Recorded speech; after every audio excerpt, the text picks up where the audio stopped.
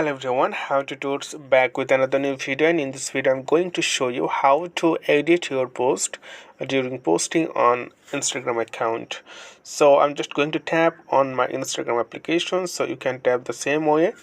Then here you'll see the option, the plus icon bottom side on your screen. Simply tap here, and after that you have to choose which picture you're going to upload. So I'm just going to upload this one and tap the next button in the right top corner. Then you can see here you'll find some preset. If you try, it's all amazing preset here. If you want to edit, then you can see the left bottom corner of your screen.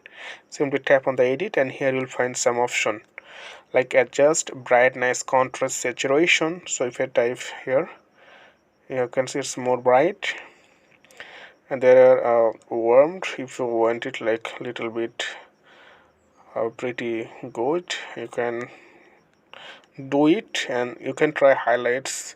If you want more shadow, then you can use it, and vignette if you want the whole side little dark, so you can also do this thing. And after that, simply tap on the done and tap the next, then your picture will be posted. So okay friend, today's no more, and thank you for watching.